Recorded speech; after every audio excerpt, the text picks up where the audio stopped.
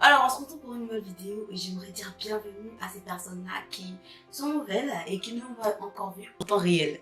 Alors aujourd'hui je suis de retour et je voulais venir avec une vidéo dans laquelle je vous expliquais un peu les aléas de devenir étudiant en France, c'est-à-dire il y a des qualités en tout et il y a des négatifs en tout. Donc, étant donné qu'il s'est passé certains événements que vous allez comprendre pendant que je vous fais cette story time et que j'ai vécu le même jour quelque chose de ce genre, je me suis dit, vas-y, reviens avec la story time. Comme vous le savez, moi, j'ai un boulot étudiant dans une station de la place. Donc, je suis en caisse et j'encaisse les personnes qui se servent en carburant. J'encaisse aussi les personnes parce qu'il y a un petit magasin et elles peuvent prendre des denrées alimentaires, tout ça, tout ça. Il faut savoir qu'à partir d'un certain moment de la journée, on ne donne plus accès automatiquement aux clients. Donc les clients, il faut savoir que du matin jusqu'à une certaine heure, ils peuvent se servir automatiquement et passer payer ensuite à la caisse. Ce jour-là, normalement, comme d'habitude, moi, quand l'heure elle sonne, je bloque l'accès aux personnes. Elles doivent passer d'abord chez moi, me dire ce qu'elles veulent et ensuite, moi, je leur mets le carburant et ces personnes-là, elles peuvent se servir. Sauf que des personnes viennent pour mettre le plein. Et quand tu veux mettre le plein, étant donné que le prix du carburant, ça chute, ça monte, ça chute. Bon, ça monte plus que ça ne chute. Ils ne savent pas forcément quelle somme exactement ils veulent mettre. Donc, moi, il m'arrive de débloquer à ces personnes-là précisément pour qu'elles puissent se servir et payer ensuite parce que je suis là, j'observe et en vrai, les gens ne s'échappent pas après s'être servis. C'est pas des voleurs en soi, on va dire, c'est juste peut-être des gens, des fois, ils sont un peu bourrés ou bien c'est des personnes qui, des fois, perdent un peu la boule, qui arrivent à faire ça. Mais encore quand ils le font, on a des mesures pour les rattraper. Voilà, parce que, écoute, voilà, les gens, ils viennent pas travailler, ils viennent pas vendre, que tu te serves et que tu te casses, quoi. Ça marche pas comme ça, tu vois. Il y a un monsieur qui était arrivé déjà, dans un premier temps, lui il est venu, il a dit qu'il n'était pas content, tout ça, il a parlé un petit peu fort. Je lui ai dit, messieurs, s'il vous plaît, on peut se comprendre, on peut discuter. Donc si on ne discute pas, on ne peut pas savoir. Si on ne discute pas, on ne peut pas se comprendre et on ne peut pas trouver une solution. Donc lui il s'est calmé, après je l'ai débloqué parce qu'effectivement il voulait faire le plein et il ne comprenait pas pourquoi on ne lui donnait pas accès, donc on est qu'il est habitué et que c'est pas un voleur. Moi je lui ai dit, il n'y a pas de problème, moi je peux débloquer et tout, on n'a pas besoin de monter dans les tours pour ça, tu vois. Le monsieur il est revenu, on s'est expliqué, on s'est même dit au revoir parce qu'il n'est pas parti énervé. Parce qu'il faut savoir que dans le monde du travail, quand il s'agit de vendre des choses à des clients, tu peux tomber sur des clients qui sont mécontents, tu peux tomber sur des clients pardon, qui ont passé une mauvaise journée. Ça arrive. Avant là, je bossais quelque part où j'en avais tous les jours, sauf que là, j'étais en cuisine. Donc, je rigolais plus que je ne me battais moi-même. Quand je dis me battre, ça veut dire que je recevais pas directement les injures des clients ou bien l'énervement du client. J'étais plus en cuisine et on me racontait et je rigolais. Après le monsieur, il y a un autre monsieur qui est venu qui était mécontent. Et c'est pour lui cette story time parce que en fait, c'est lui qui m'a choqué un petit peu. Il a été un peu trop violent avec moi. Donc j'étais là, il est arrivé, il a sorti la pompe parce qu'on sort la pompe pour se servir, le carburant. Et il voyait qu'il n'y a rien qui venait, il ne comprenait pas, il s'exclamait de loin. Et du coup, moi j'étais là, il y a une caméra donc je vois les gens, ce qu'ils font et tout. Sauf que je sers d'autres personnes, tu vois. Il y a pas mal de clients. Quand je vois des gens s'exclamer, je ne me risque pas du tout à aller vers eux pour pas me prendre un coup. C'est pour ça que le titre de cette story time, c'est « Il a failli me taper », tu vois. Parce que j'ai vraiment cru qu'il allait me taper. Donc je continue mon travail. Il y a un interphone où tu peux appeler le gérant qui est sur place quand tu comprends pas quelque chose ou bien quand tu as une question. Donc le monsieur en question, il a appelé à l'interphone. Je dis « Bonjour monsieur, il faut passer payer avant de se servir ». Il dit « Quoi ? Pourquoi ?» Il n'était pas content. Et il a commencé à crier, il a commencé à parler super fort. Il disait que je peux venir chercher l'argent sur place si je veux, parce qu'il est handicapé, il n'a pas que ça à faire, de faire des allers-retours. Moi, je me disais, non, mon Dieu, 2 fois dans la même journée, 2 fois. En plus, c'était un dimanche. Donc, de base, les dimanches, c'est les jours qui sont calmes. On fait la grasse mat, mais moi, j'ai fait la grasse mat avant d'aller bosser à 15h. On n'est pas censé être énervé, c'est pas comme si tu as bossé toute la journée et que tu es venu, tu es fatigué. C'est même moi là qui devais être fatigué, donc un minimum de respect. Donc il commençait à crier, il disait je vais l'insulter, il disait encore il est malade, il disait plein de choses que je peux pas dire dans cette vidéo, ça ne va pas être monétisé. Et je lui ai dit mais monsieur excusez-moi, soyez respectueux, parce qu'en vrai on est deux, on doit collaborer. Parce que si moi je développe pas l'essence, vous l'aurez pas. Donc c'est bien mieux d'être respectueux, étant donné que le monsieur il me disait qu'il est handicapé et tout. Donc moi quand tu me dis ça, j'ai pas de raison de pas te débloquer. Parce que je comprends. De base, c'est pas de la pitié, mais c'est que on permet aux personnes handicapées de vivre au même titre que nous en leur facilitant un petit peu la vie. C'est comme ça, c'est quelque chose que je trouve normal. C'est comme les femmes qui aimeraient bien avoir des protections hygiéniques gratuites ou bien qui aimeraient bien avoir des jours d'arrêt maladie quand elles sont malades pendant leur période.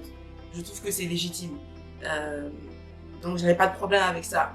Mais quand il a commencé à m'insulter et que je lui ai dit, monsieur, vous pouvez laisser juste un ton, parce qu'en fait, vous n'êtes pas le seul ici dedans, et puis si vous n'êtes pas content, il y a d'autres stations. Parce que c'est la vérité, c'est vraiment pas une injure, c'est clairement vrai. Quand tu n'es pas content de ce qui se passe à Gagnoa, tu vas à Daoukro en fait. C'est comme ça que ça se passe. Et le monsieur, il était toujours pas content. Je savais d'autres personnes, hein. Je savais d'autres personnes. Quand je lui ai dit parler mieux, j'ai vu qu'il n'y avait aucune intention de me parler mieux, de me parler respectueusement. Eh bien, j'ai vaqué à mes occupations. Le monsieur, il est venu jusqu'au magasin. C'est quand il venait jusqu'au magasin, parce qu'il y a des personnes qui sont peut-être handicapées, mais tu ne le vois pas quand elles sont arrêtées. C'est quand il marchait, j'ai vu qu'il était handicapé, mais bon, le monsieur, il a juste un petit handicap, mais c'est un homme, quoi, c'est normal, il est comme nous, tu vois ce que je veux dire. Et comment il parlait, ça m'a fait complètement oublier qu'il est handicapé, tu vois. Quand il est arrivé dans le magasin, je dis, mon Dieu, qu'est-ce qui va se passer, tu vois. Je ne savais pas à quoi m'attendre. Parce qu'en vrai, comme je bossais avant, j'étais en cuisine, je ne vivais pas directement les confrontations avec clients. Et il est arrivé, il a commencé à m'insulter, il a dit plein d'injures que je ne peux pas répéter, je le dis, et que j'ai pas dans mon vocabulaire, tu vois. Donc j'ai pas d'intérêt à le dire, et voilà. Il disait plein d'injures, et comment c'était violent, tu vois, comment c'était violent. C'est comme si c'est quelqu'un qui a l'habitude de le dire, tu vois. Et il est arrivé, il a dit, vous croyez qu'on n'a pas d'argent, vous voulez pas nous donner de carburant, comme si on allait s'enfuir, voilà 50 € de gasoil. Il a jeté le billet de 50 €, 50 € de gasoil. Je dis, quand le monsieur a fait ça, j'en croyais pas mes yeux. J'en croyais pas mes yeux. Je dis, dans ma tête, je savais pas. J'ai été prise de courage en fait, parce que je lui ai dit, en fait monsieur, vous n'aurez pas le gasoil, vous n'aurez rien, vous récupérez votre argent, je ne suis pas votre esclave. Je lui ai dit, vous ne serez pas servi ici. Et il s'est énervé encore plus, naturellement, il s'est énervé encore plus. Quoi? Qu'est-ce qu'elle dit, elle? Elle va perdre son boulot demain. Demain, elle est virée d'ici. Elle ne va pas me servir. Tout ça. J'ai dit, monsieur, en fait, on pouvait ne pas en arriver là, en fait, s'il y avait le respect. S'il n'y avait pas l'apothéose de me jeter le pied. Voilà, je suis là pour vous vendre des services.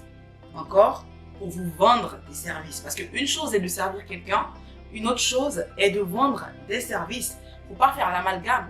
Donc, je mérite du respect parce que je te respecte. Je ne fais que respecter les gens depuis 15 heures. Je lui ai pas dit ça parce que j'étais choquée naturellement. On ne parle pas à un client comme ça, tu vois. Dans ma tête, je me disais, mais il pouvait juste me respecter comme ça, tu vois, juste le minimum. Je ne demande pas grand-chose. Quand tu viens acheter quelque chose, tu passes 2 minutes maximum. Tu ne connais pas la vendeuse, elle ne te connaît pas. Vous vous libérez là. Donc, il était plus énervé. Il arrive à un moment, il me dit, je connais ta responsable, je vais l'appeler. Je lui dis, oui, appelez-la. Appelez-la. Après, il me dit, vas-y, appelle-la. En fait, il voulait m'obliger à l'appeler. Heureusement que entre le vendeur et le client, il y avait une sorte de plexiglas, je ne sais pas si c'est comme ça qu'on l'appelle. C'est transparent et ça sépare le vendeur du client. Donc, il ne pouvait pas me taper comme ça. Et heureusement, parce qu'il était vraiment énervé. Peut-être qu'il s'est senti frustré parce que j'ai refusé, parce que je suis une femme et parce que je ne dirai pas le nom pour pas être démonétisée, mais qu'on le veuille ou pas, j'ai rien vu de raciste. Il n'a pas verbalisé, il n'a pas dit vas-y, il n'a pas dit vas-y je suis, parce que c'est un Algérien. Heureusement ou malheureusement, on connaît leur comportement ici.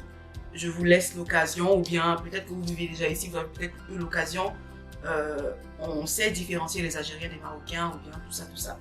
C'est un Algérien et je l'ai bien vu, il disait son nom, je ne vais pas le dire ici. Vas-y, je m'appelle tel, demain je vais faire les procédures, tu seras viré. Sauf qu'il ne savait pas que j'étais étudiante et que je connaissais mes droits, tu vois.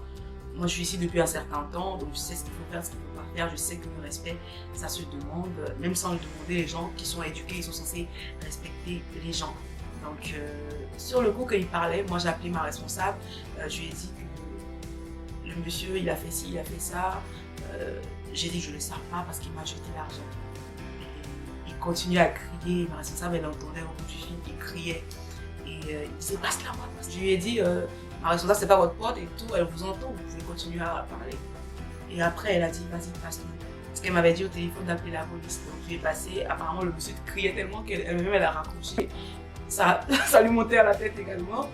Et après j'ai appelé la police, sauf que eux, la police 17, parce qu'il faut appeler le 17, eux ils étaient occupés. Et ils m'ont donné le numéro de la police municipale parce qu'ils m'ont dit qu'ils allaient arriver super vite. Et quand j'ai dit à ma responsable, elle m'a dit j'arrive avec mon mari et elle m'a dit on va appeler la police ensemble. Donc le monsieur il était encore plus énervé parce que je ne le servais toujours pas et tout. Il partait dans tous les sens, des personnes venaient lui demander ce qui se passait, il parlait même en arabe des fois. Je suis désolée mais je vous explique vraiment les faits comme ça s'est passé, comme je l'ai vécu. Je ne suis pas en train de mettre tout le monde dans le même sac, tous les Algériens, tous les Marocains, toutes les personnes qui parlent arabe, mais c'est vraiment ce que j'ai vécu que je suis en train d'expliquer. Il parlait comme ça, il exprimait comme ça, il exprimait beaucoup de haine. Moi sur le coup, ce qui a fait que j'ai pas servi le monsieur, c'est que je ne fonctionne pas comme ça. Dans ma morale, c'est pas comme ça. On ne m'a pas éduquée comme ça. C'était ma première fois de vivre ce genre de choses. Même moi, ma perception de l'éducation, c'est pas celle-là, tu vois. Et comme ma perception de l'éducation n'est pas du tout celle-là, bien, je me disais qu'on pouvait être plus éduqué que ça, tu vois. Je me disais clairement qu'on pouvait être plus éduqué que ça. Et donc je n'acceptais pas. En fait, j'étais un peu dans le déni et du coup, j'ai été prise de courage sur le champ. Ça aurait été une autre personne, peut-être qu'elle aurait pleuré, même moi, hein, parce que c'était vraiment violent. Et c'est quand il fallait fermer et rentrer à la maison que j'ai réalisé, parce que j'étais pas bien, j'étais perturbée. Et quand je suis arrivée chez moi, j'ai raconté tout à mes proches, tout ça. Et il s'est passé que le même soir, il y a eu un incident à Cergy et les gens ont commencé à en parler. Donc forcément, quand il y a eu ça à Cergy, quand j'ai entendu ce qui a été dit à Cergy et tout, ça m'a perturbée encore plus. Je me suis dit, faut que j'en parle, à vous surtout, parce que vous êtes amenés à venir ici, vous êtes amenés à venir travailler, pourquoi pas, pour joindre la fin du mois, pour payer vos études par moment. C'est des choses que vous allez peut-être rencontrer ici ou pas. Moi, j'ai jamais vécu de racisme dans tous les pays hors africains où j'ai pu aller. J'ai jamais vécu de racisme. Ce tact qui a été causé à mon égard n'a pas été verbalisé raciste, tu vois. Mais les gestes du monsieur, les mots du monsieur, les injures du monsieur, certes, j'ai pas été insultée en mode sale PUTE, mais il a dit des trucs pires. C'est juste pour vous en parler, pour que vous soyez aussi sur vos gardes, pour que vous fassiez attention aussi, parce que quand le monsieur il commence à vous parler comme ça, faut pas non plus aussi commencer à le taper et tout. C'est pas ce qu'il faut faire parce qu'il ne m'avait pas tapé. Moi aussi, j'allais pas le taper, j'avais peur même, je restais bien loin et tout. Après, je me suis dit, Ariane, t'es forte. Comment tu réagis sur le champ à ce genre de situation que tu n'as jamais vécu? Je me suis dit, vas-y, t'as été forte et tout, je t'ai pas laissé faire. C'est même pas le truc de pas se laisser faire. J'aurais pu servir le monsieur. Moi, j'ai rien à lui tenir tête, tu vois. En plus, je lui ai pas tenu tête, j'ai exigé quelque chose de normal. Mais c'était vraiment violent. Donc, vous aussi, vous devez faire attention quand vous allez arriver ici. Vous devez aussi être préparé psychologiquement quand vous allez arriver ici. Et ça sera le but de ma prochaine vidéo. J'espère que cette vidéo, elle vous aura plu ou bien qu'elle vous aura alerté sur ce que vous êtes à même de rencontrer en venant étudier ici. Je vous fais plein de bisous.